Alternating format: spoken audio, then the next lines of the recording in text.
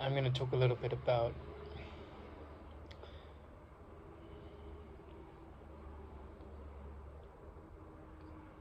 being lost. And I'm now 49, but when I was 18, I met an extraordinary human being. His name was Tara Singh. And at the time, I was training to be a massage therapist in Los Angeles. And I had dropped out of Oxford University, or a path to Oxford University, or a university of that ilk, to study evolutionary biology. And there was a moment where an older woman in her late 80s, who wasn't in the best of health, who was a very gifted psychic, was sitting in front of me. And she said, without looking behind, like she didn't, I just sat down, I came in late to this room where my mentor was about to give a talk. And this older woman was sitting in front of me, and she sort of was holding the floor and talking a lot, and she had all these capacities to see the spirit world and things like that. And she said, this young man behind me has a destiny, and it's the same destiny that you have, Mr. Singh. He's going to focus on being a teacher of wisdom. And in my life, I've managed a bookshop, I've managed an English language school that I set up myself, I've taught English in universities, I've lived in more than 32 countries, I've traveled in over 80, I've dabbled in a few different languages, I've studied science very deeply, physics and biology and chemistry, at least at the level of the principles behind those sciences. Studied anthropology, studied psychotherapy. Spent a decade in India studying yoga. And I often think that, because I'm creating an animation and I'm creating a brand that is sort of the mother brand, and the focus of the two brands is that Sutranovam is a sort of publishing media design company about enlightenment, and Bodhisutra is a comedy about enlightenment. Because you see these gurus and they're so serious, they're so full of themselves, and they get up on a pedestal and they talk just as I'm talking now, but they talk often with this sense of I know and you don't know, and it becomes so patronizing. And the preachers in the church are often that way, and a lot of people love that, and I'm not condemning them. That exists. But I found that I didn't want to be a guru.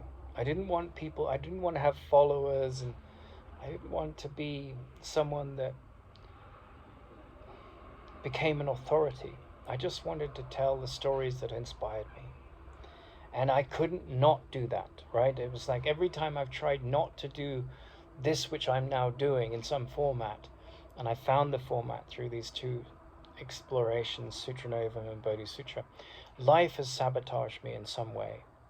And so I finally said, okay, I'm going to have to find a way to teach these things that I find are essential to wisdom and happiness.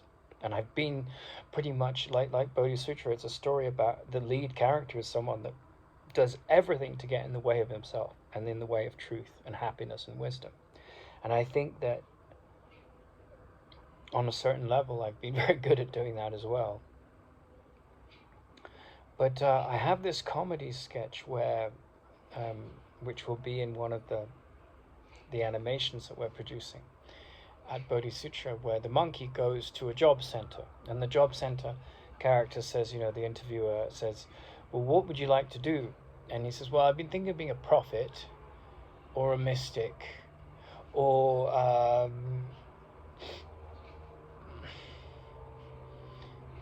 kind of like the idea of being a savior of mankind. And it's to parody what the grandiose ego version of those things are. And it's interesting because about a couple of years ago, I had what I would call, if you look at the career of Bob Dylan, you see these phases where he has a sort of born again Christian phase, and he has his rock and roll phase, and he has his folk music phase, and his gifts as a musician are just extraordinary. But his music reflected where he was in his phases, and especially his early music, and some of his later music is very, very good. But a couple of years ago, I had this set of experiences around what I could only call to be prophetic experiences. And it was especially around the realm of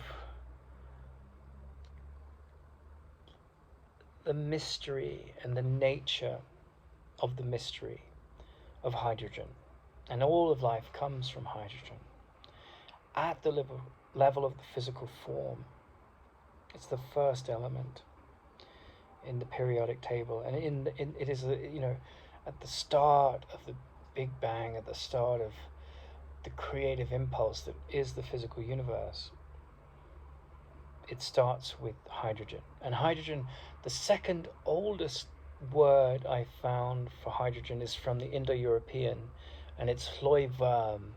And the oldest word that I found for hydrogen is from the languages that you find in Eritrea and Ethiopia and the Sudan, and that area of the sort of the part of Africa where human life is said to have come from and emerged out into the Middle East and Europe, and then colonized Asia and crossed the land bridge to North America and down into South America, and then across, from India to Indonesia to Australia in the very early days of the evolution of man.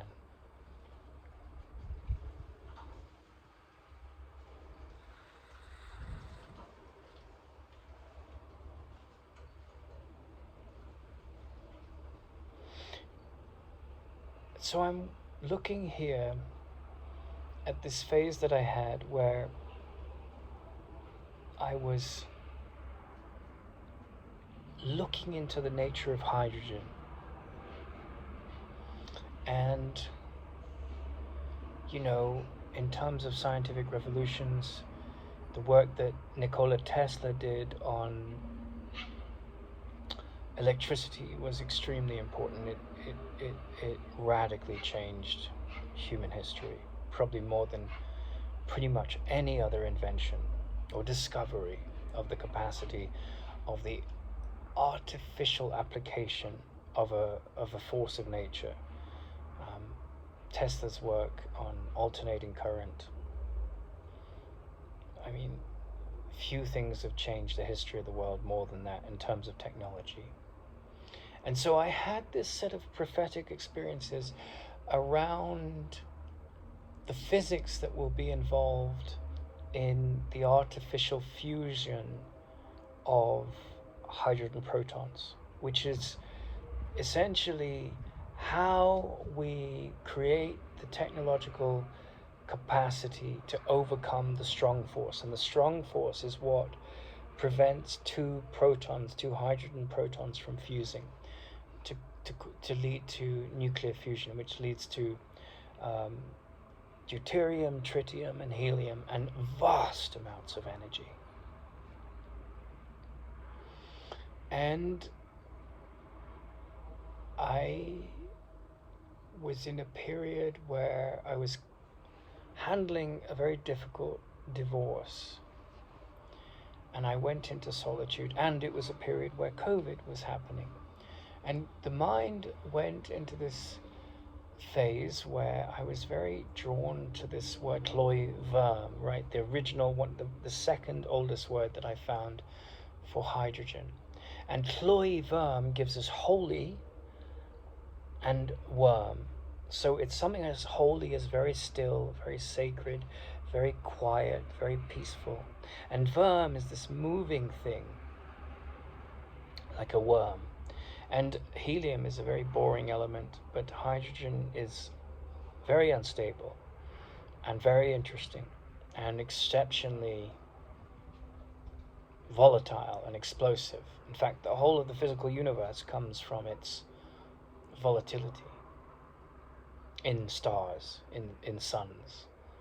Suns are furnaces. And the ancient Greeks had a word for this fusion of hydrogen. They called it phlogiston. And we misunderstood its meaning because it came from a seer. And we misunderstood its meaning, and we said it was the burning of hydrogen. But it has nothing to do with the burning of hydrogen. And we disproved phlogiston. We said it didn't happen in the 18th and 19th centuries, because we said in order to burn hydrogen you need oxygen, which is true. But that's not the meaning of phlogiston as I understood it in my prophetic experiences. Phlogiston, from the seer's point of view, was like the force that goes on in stars. And it is not the force, but the reaction that goes on in stars to create this fundamental release of huge amounts of energy, which is hydrogen fusion. And I was led down a path of sort of understanding certain elements about fundamental physics that was just absolutely fascinating. It was really, as the inner scientist in me, the contemplative scientist in me, was so inspired. And there's a story that Joseph Campbell tells about how the hero goes into the forest and he finds some great boon, some great discovery, and he comes out and the world isn't ready to hear it. And because I didn't have a PhD in fundamental physics or nuclear physics or theoretical physics or particle physics, I was a nobody. So I was treated like an idiot. And yet what I experienced came from, I was treated as someone that was crazy, because I spoke to my parents about it. I spoke to mathematicians. The mathematicians I spoke to were at Liverpool University and Oxford University. And I don't think they saw me as crazy, because I was asking questions that were intelligent. But because I'd gone on this psychotherapy degree and I had to handle all these prejudices of the insecure mind that was wrapped up in this academic dogmatism, which is no different than religious dogmatism, I was pushed in a direction where I had to find safety from the insanity of the ego that was attacking me, whether it was like, principally it came from neurotic students and neurotic psychotherapists at the University of Edgehill in Britain. And so I reported the abuse, the hate speech, the sexism, all of that which I encountered. I didn't return it, but I reported it because it was immoral and it was not in line with the conduct of a professor. And I was scapegoated and attacked.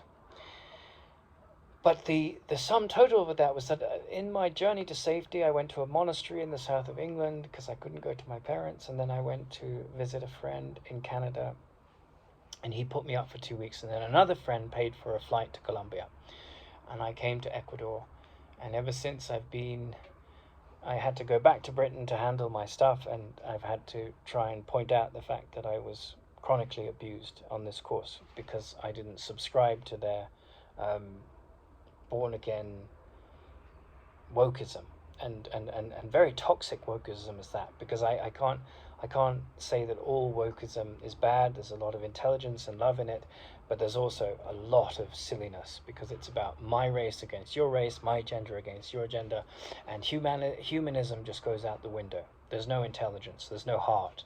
It's all victim-minded stuff. And so here was a psychotherapy degree that was teaching that wisdom was about ending victimhood, and it was promoting victimhood. It was teaching unconditional positive regard, and it was promoting hate speech and threats of physical violence.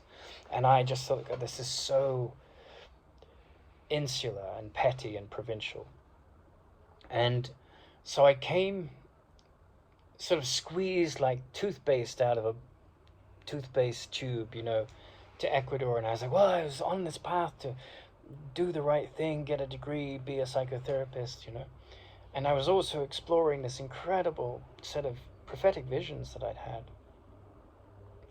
And I got to Ecuador, and it took a few months for me to realize, because I thought, well, I've got to write a paper to try and explain what I saw and witnessed. And it was very much like Einstein's experiences, where he traveled on the back of a beam of light, and it just came up. It was this incredible inspiration. It wasn't manic at all, it was inspired.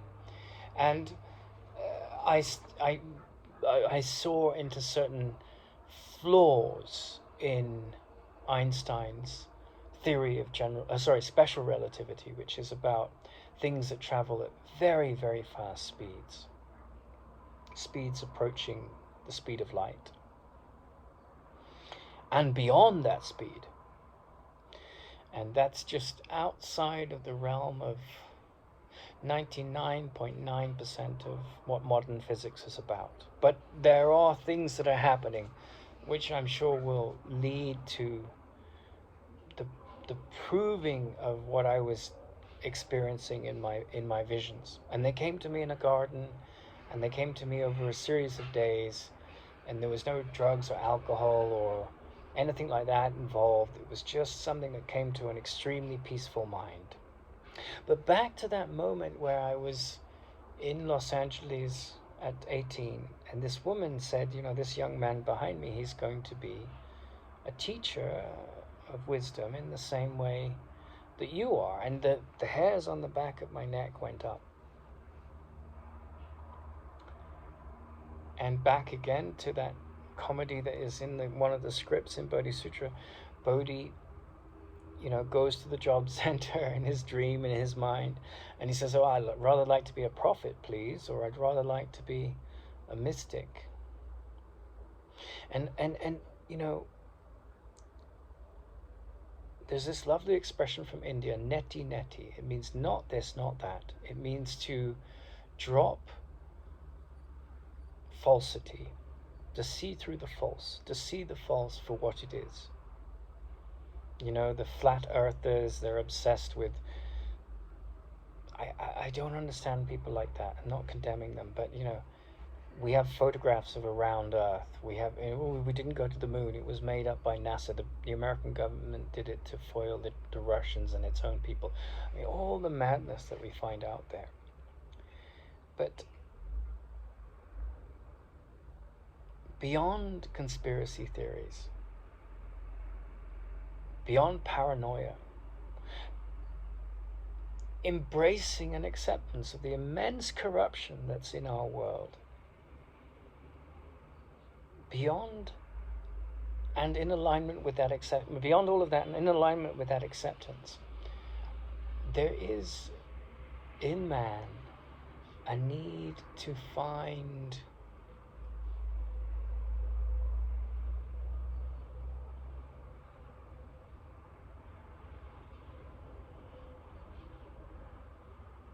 this thing that is true about our nature.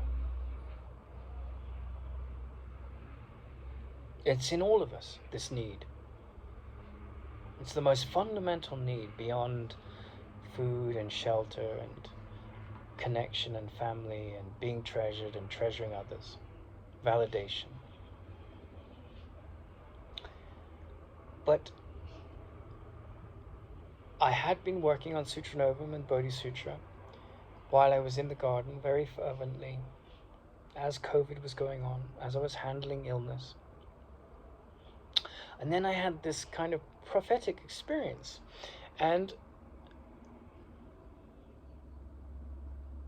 Carl Jung had a lot of prophetic experiences. And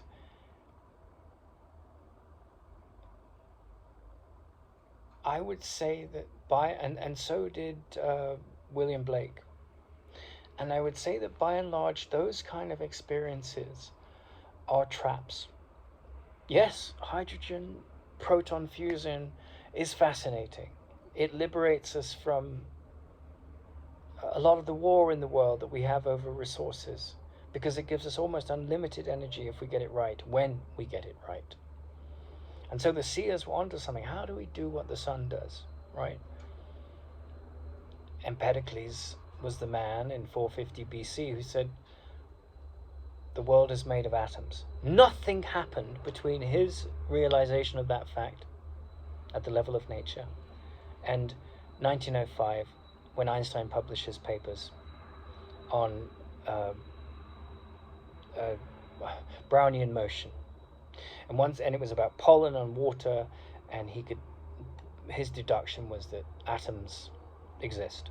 So Empedocles put down the postulate that he implied that the universe, you can get so small, and then things can't get smaller.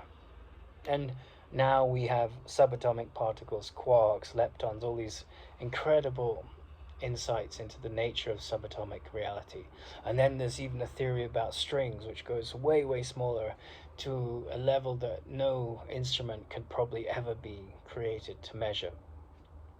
But, the movement of science was this revelation about the idea that there were very small things that were virtually indivisible. And then Einstein came along and said, well, if we do divide them, we create enormous amounts of energy, and we change the structure of matter in the process, and we create or smaller or bigger elements. Whether it's smaller would be fission, and bigger would be fusion. So you go from hydrogen to helium, or you go from uranium to the element that is lower in its lower down in the periodic table. And so I had this great knowledge of these things, and it kind of flowered in me, and I was looking at how we have so many wars over fuel, and we have the greenhouse problem, and we have greenhouse gases, and we have global warming. And it was like, well, there's this wonderful ecologist in Africa called Alan Savory, and when you study his work, you understand that if you manage the herbivores, the cows, the camels, the goats, the donkeys, these animals that are, have multiple stomachs, or the pigs with one stomach, or the chickens, how the top predator, which is man, manages the predators under him, which is wolves and sharks and hyenas and characters like that, and how he manages the elephants and the cows and the grazing animals, dictates the kind of ecology he's going to have. And that also dictates the undergrowth and the trees, and if you don't do the job of if you take the lion out and you take the wolf out, then you start to mess up the ecosystem, because that's how it's evolved. But when you operate in such a way that you move the goats from one part of the field to the next, or the cows, as if they were being hunted by a wolf, then you keep them on the move, and you keep their grazing in alignment with nature. And so they poop in a certain area, then they move on to the next area, and behind them is left a huge amount of fertilizer. The grass isn't eaten down to its root, and so you don't have desertification. And then man is mindful of how to manage the ecology. And when man doesn't do that, you create all kinds of problems. And then when you pull the fossil fuels out of the earth and you burn them, you reverse the process of subduction, which is what photosynthesis over millions of years did. It pulled the poisonous carbon gas deposits in the air out of the air and put it in the plant body, and then the plant died, and then it was buried and it became fossil fuels, and that cooled the planet. And then we've dug up those fossil fuels, burned that carbon back up, and we've polluted ourselves. So this combination of not managing the ecosystem properly, so we create deserts, and then the plants don't keep this cycle of life in balance, that creates problems. But also, how do you deal with the fossil fuels, right? Because that's our main source of fuel. So then, obviously, I had a prophetic insight into, well, we have to master phlogiston. We have to understand the artificial physics that we need to bring to the table to create a mini sun on the Earth, which is a nuclear fusion reactor. And obviously, a huge amount of suffering would go as a consequence of creating almost unlimited fuel in these nuclear fusion reactors. And we will get that. That will happen. But I became a little bit of a zealot, because I was given this incredible prophecy, just as Carl Jung was a bit of a zealot when he got these prophetic experiences.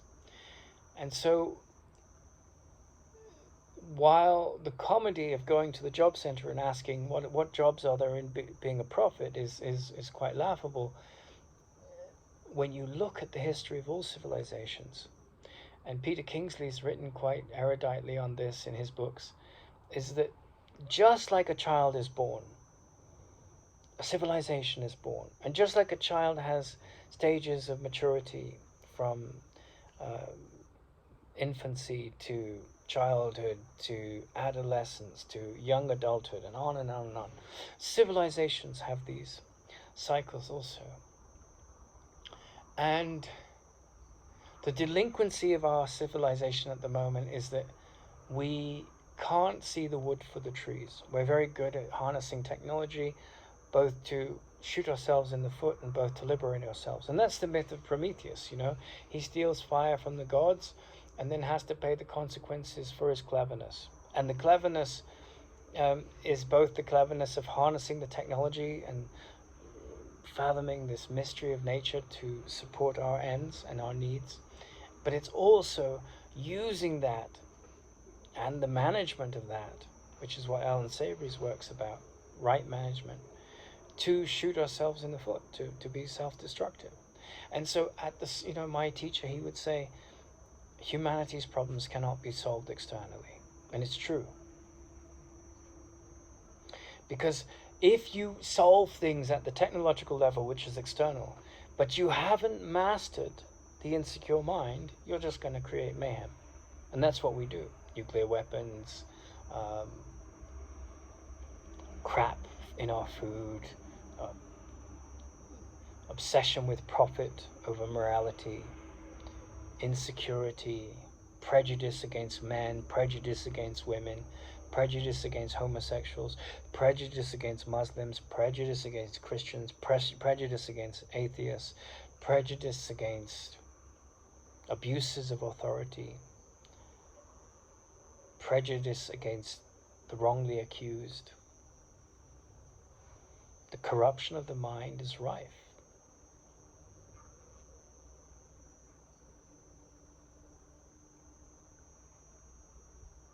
And so I came to a point where I tried to do many things. I tried to be a husband that fitted into a very sick society. I tried to do a job that was utterly destructive to my deeper interest in life. For the most part, I've done many jobs like that, as I'm sure most of you listening can relate to. And then I said, well, I've got to find a way to stop running from what this woman pointed at that resonated with me. But I couldn't do that until I'd seen through a lot of the illusions in my mind, right? That humanity's problems can be fixed externally. And I had that moment like Bob Dylan had his born-again Christian moment. I had that moment where I was just completely swallowed up by this prophetic element of man. And the prophetic element of man birthed Western civilization. It gave us the idea of Phlogiston, and I tapped into that. And I thought it was really important, and at a relative level it is. But I have been inspired to take the path to create a media company, a publishing company, and possibly a foundational charity around looking at all these stories about how clever we are at not looking at what matters and laughing at that, not in a condemnational way, not in an attacking way, but in a liberating way. It's like, you know, the glasses are on your head and you're looking for them everywhere. They're on your head. And you're blaming all these people and yourself because you think you've lost your glasses. And you have. But how is blame going to help?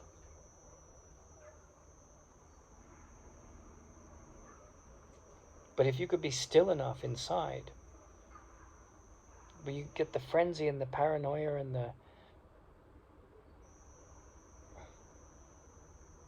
the noise of thought out of the way, bring order in your mind, then the real focus of humanity's life, to discover who you are, to see beyond all the gods that man has made, to read between the lines of the right application of science and mythology, to see the abuse of the social workers and the psychotherapists, the abuse of their authorities, the abuse of the police and their authority, the abuse of the government and the politician and their authority. Because where there's selflessness, there's humanity. My teacher, he knew a man called Naniji, and during the occupation of India, at the end of the period of occupation of India by the British, Naniji was the governor of Punjab. And they met, Dara Singh was 19 and he wanted the British out. And there was a great movement. It was during the mid-1940s, early 1940s that they met. And Naniji, this meeting really opened Tara Singh's life to a bigger world, just as my meeting with my mentor, Taraji, opened my life to a totally different level of meaning. It's the greatest gift. But, you know, he had a lot of passion to get the British out of India, and rightly so. And Naniji met on a train my teacher. There's a big difference in years, in their age.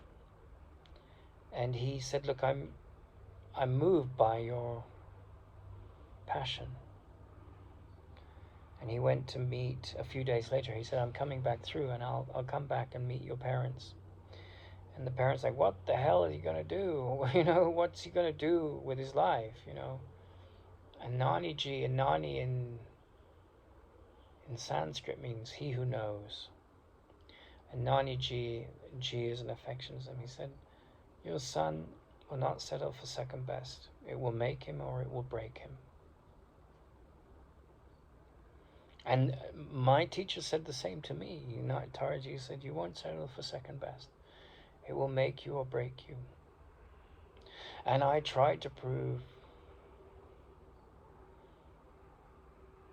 second best. I tried to prove that our salvation lay in technological evolution, in mastering artificial gravity through a complex process of gyroscopic forces and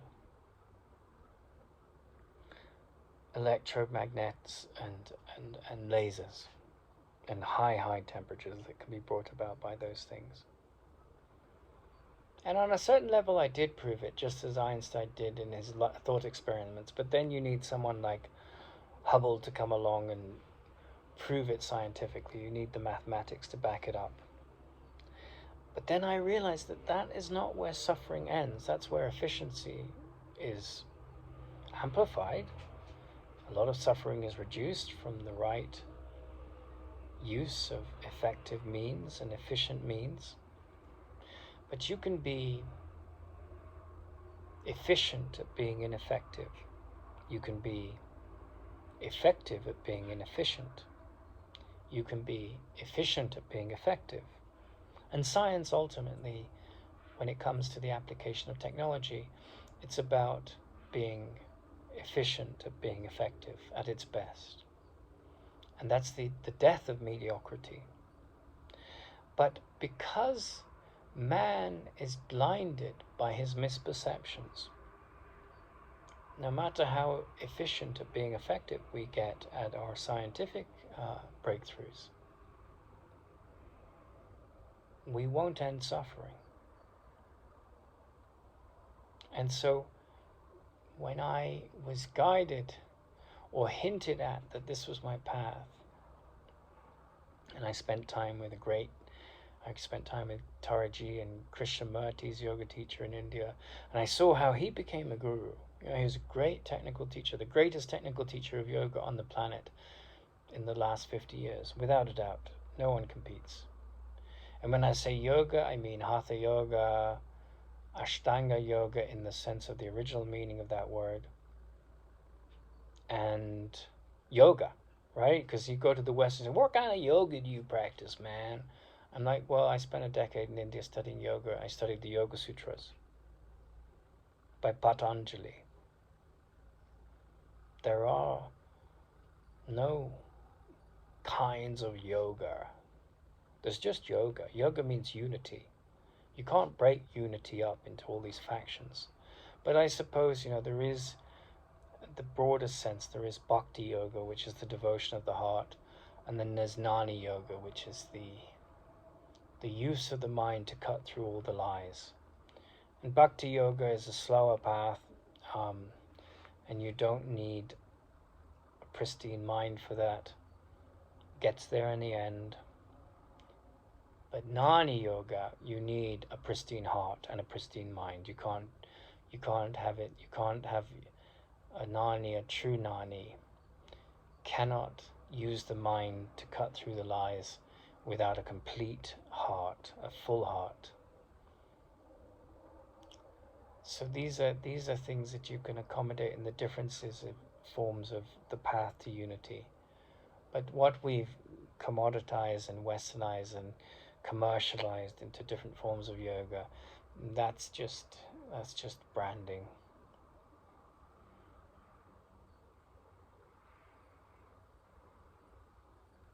So I went to study that with him, and I saw how, having followers and being an important man in the world, that boosted his ego and his spiritual ego.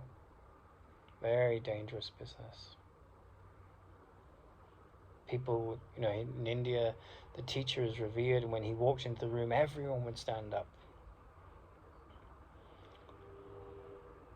And, Krishnamurti would have just laughed at that. And he taught Krishnamurti yoga.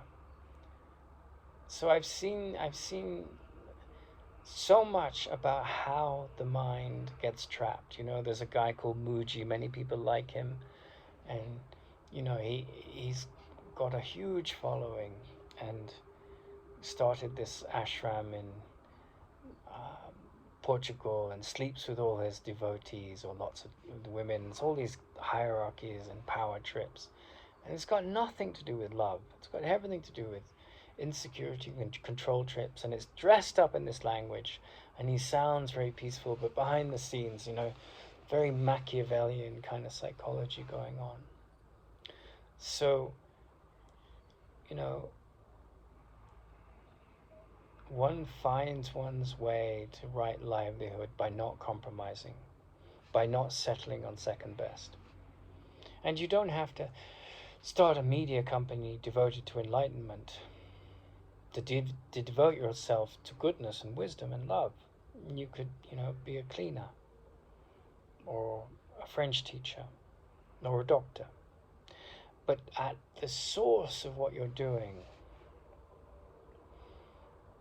in undoing fear is transcending the illusions of the mind that cannot recognize that all relative healing at the level of the body is a form of magic. Like I've had an infection and I had to go and get some injections the last few weeks of penicillin. I used science to handle that. But I'm not talking about the physical healing. The yoga, tai chi, qigong, homeopathy, Ayurvedic medicine, Western medicine, nutrition, all of these things can support physical healing. But enlightenment is the source of all suffering. It creates the incarnate story. And you could say, well, what about sex? I love sex. Or what about red wine? I love red wine. You want me to give up all those things? Well, that's a very silly way of seeing enlightenment. Of course you can drink red wine. Of course you can have sex and enjoy it, But the question is, are you living your life in such a way where the focus is the end of suffering, the end of attachment, the end of addiction, and the end of the insecurity that causes all those challenges? Are you bound to the idea that you're a guru or a therapist or a great scientist? Are you lost in scientific materialism? Are you lost in your spiritual belief systems? Because all of that is noise. And at a relative level, the science and the therapist has a certain value.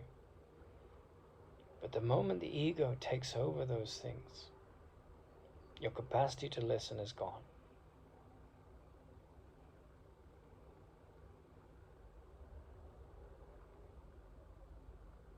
And it's in listening that humility flowers. And there is no movement to this light within ourselves where there's the selfishness and the self-centeredness of the ego.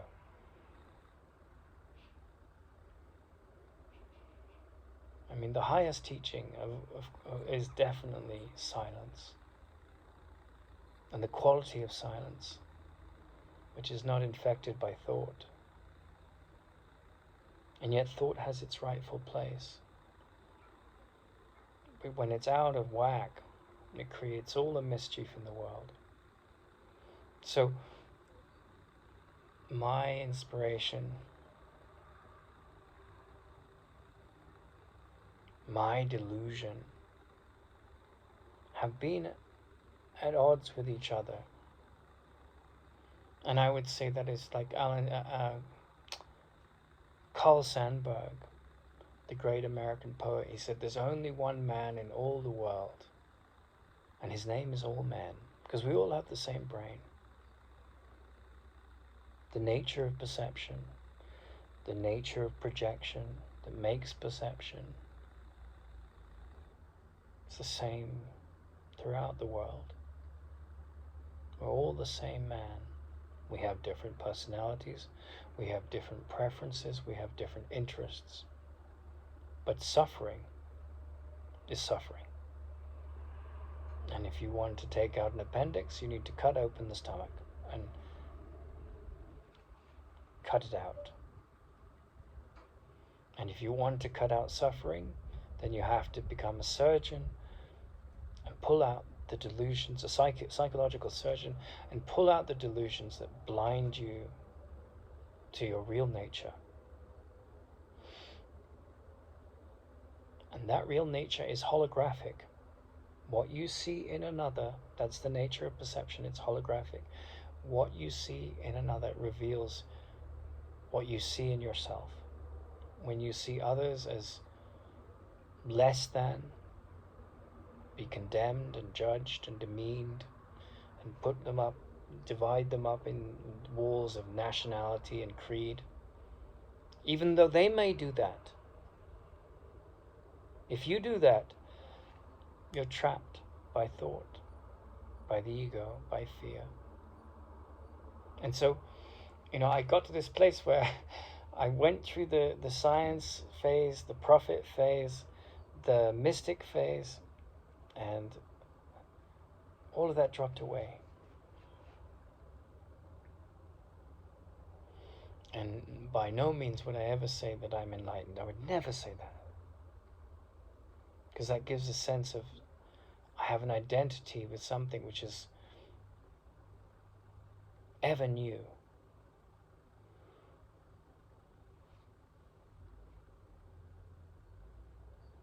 All identities disappear in the light of that newness.